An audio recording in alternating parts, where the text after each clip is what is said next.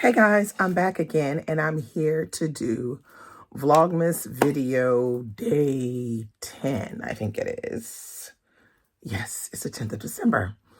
So I decided to do something on 5-star reads. So in one of my previous videos, when I was talking about rating books, people were like, oh my God, you didn't give me the 5-star ratings. It was coming, y'all. It was coming. It's like it was coming. Okay, so for me, as you know, 5-star reads are not something that are like a regular occurrence. Like I don't have tons of them per year. On average, I read anywhere between 50 and 70 books a year. And from there, I could have anywhere between, I would say 7 and 10 5-star reads, something like that. So what I decided to do was put together just a concise list, 5 books, 5 fiction books of 5 stars, so that you can get an idea of the kind of books that I like. And, well, should I say the kind of books that I love, because these are 5 stars. Because for me, a 5-star book means the stars are aligned, okay? Everything is perfect. You've got the character development, you've got a good story, you've got excellent writing, you got great themes. The themes come through the story perfectly well. You got great dialogue. I mean, literally everything is perfect. So you can see why there aren't that many. I mean, I know some people who read like 100 and something books and they probably don't even have 10 that they give 5 stars to. So we'll now get to my short, concise list. I have my iPad here to help me out because, you know, everything is on Storygraph and Goodreads, so I'm trying to make it work. All right. So my first book is Chinu.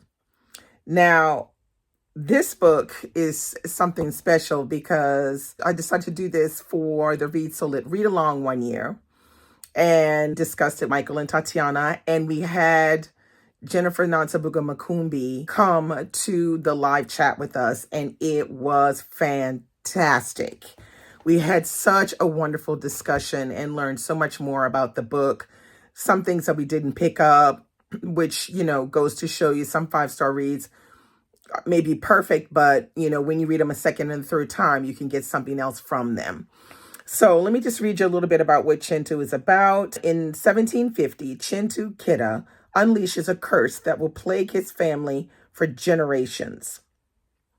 In this ambitious tale of a clan and of a nation, Makumbi weaves together the stories of Chinu's descendants as they seek to break from the burden of their shared past and reconcile the inheritance of tradition and the modern world that is their future.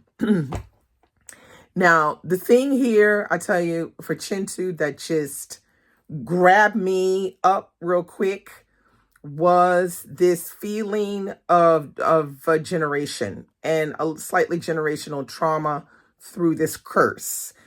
The way she writes it, you get enveloped and it's hard to stop reading.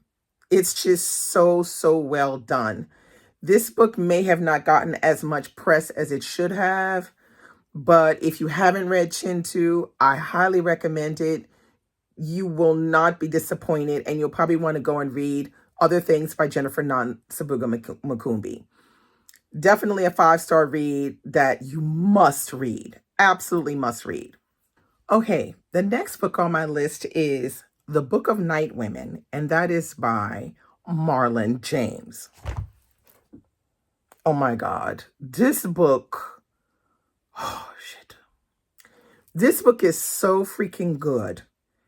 I mean, it tells the story of these Black women in bondage and slavery, and tells their story with such finesse and such accuracy, so much emotion.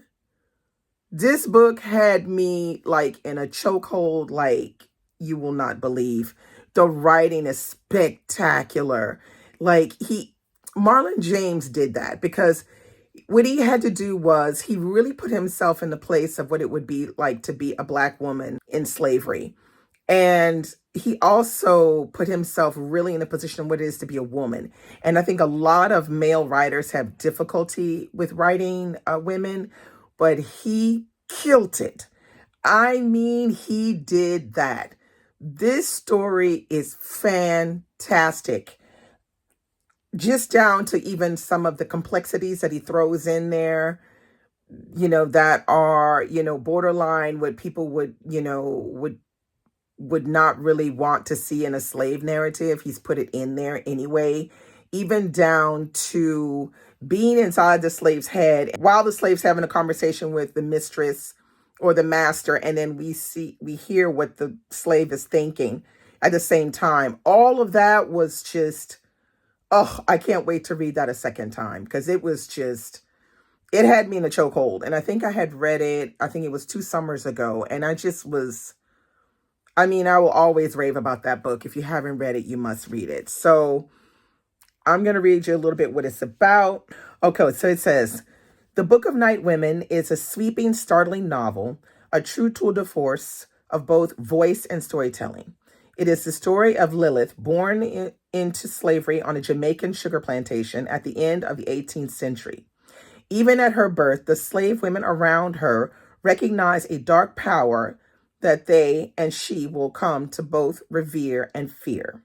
The Night Women, as they call themselves, have long been plotting slave revolt, and as Lilith comes of age and reveals the extent of her power, they see her as the key to their plans. Get this book if you have not gotten this book, and read it. It is so freaking good. Definitely get this one. Get this one. Okay, now, the next book on my list is House of Stone by Novoyo Rosa Shuma. This is another book that had me in a chokehold. So this was technically the second book of the first year of the book club.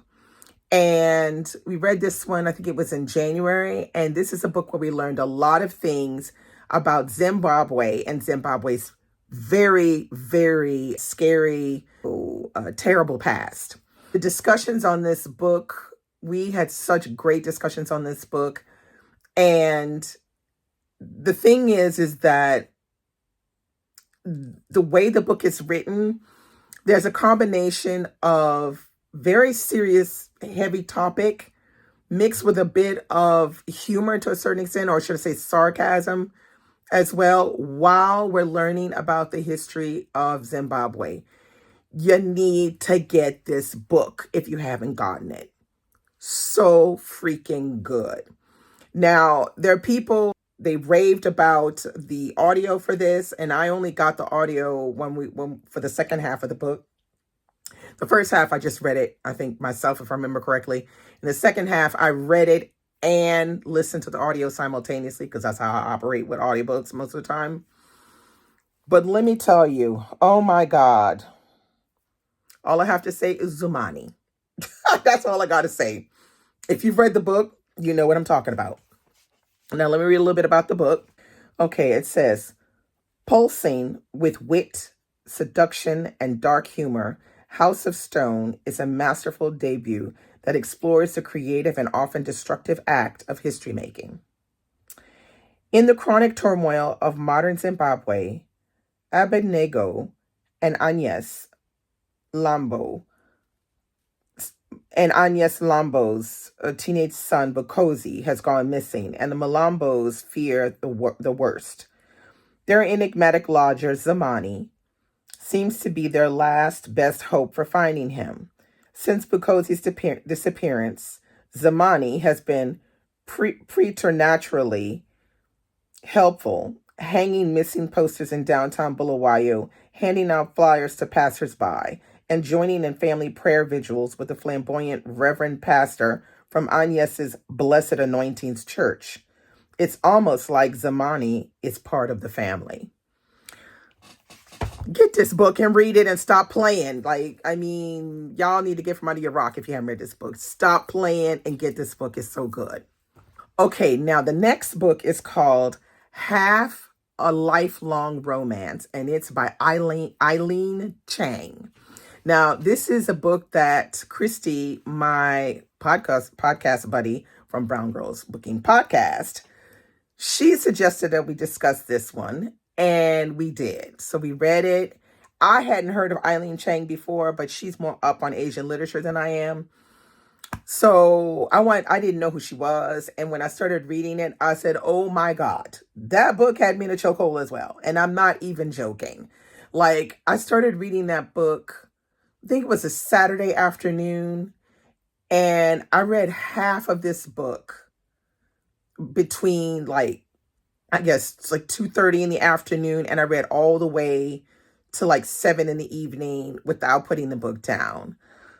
And I had read half the book, and I just was like, this book, it is so good because it shows Chinese culture, also around marriage, around class, around family obligations, women's roles, what women have to do to keep their family together. It's fantastic. Now, it does have a little bit of a dramatic side to it, but it's written so well. That dramatic side is actually, for me personally, I felt like it was an accent to everything that I had, read in the book. If you haven't read this one, read it. Let me give you the rundown. Shanghai, 1930s. Shin Xinjun, a young engineer, has fallen in love with his colleague, the beautiful Gu Manjin. He is determined to resist his family's efforts to match him with his wealthy cousin so that he can marry the woman he truly loves. But dark circumstances, a lustful brother-in-law, a treacherous sister, a family secret force the two young lovers apart. As Manjin and Xinjun go on their separate paths, they lose track of one another, and their lives become filled with feints and schemes, misconnections, and tragic misunderstandings. Oh, girl, this book right here, I tell you, fantastic. Just get the book. Now, last but not least, one of my all-time favorites, My Absolute Darling by Gabrielle Talent. Now, this book, you're going to have to get your mind right. I'm not even going to lie. Get your mind right before you pick up the book.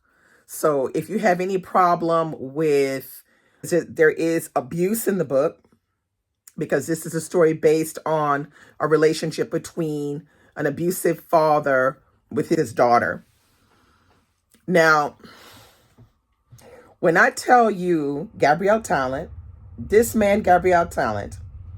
how well he got into the head of that young girl and how authentically he wrote her, this character in this book, amazing. It's an intense story. It makes you mad as hell. But there are other upsides to the story, is that there are some of the most beautiful nature descriptions throughout the entire book. It's tough to read in places, but I tell you, it's a perfect book in every sense of the word. Cover to cover, perfect book. I highly recommend you read this one, but like I said, get your mind right. Don't say I didn't tell you that. Get your mind right, but read the book. All right. Gabrielle Talent. So it says, at 14, Turtle Alveston knows the use of every gun on her wall. She knows how to snare a rabbit, sharpen a blade, and splint a bone.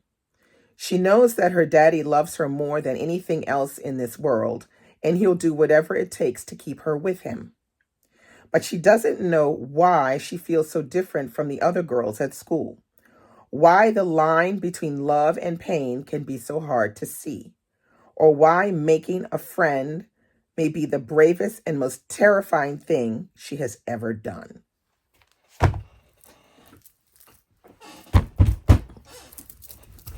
I'm telling you, you got to read that book.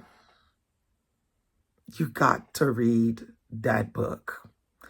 Now, those are my five-star fiction reads.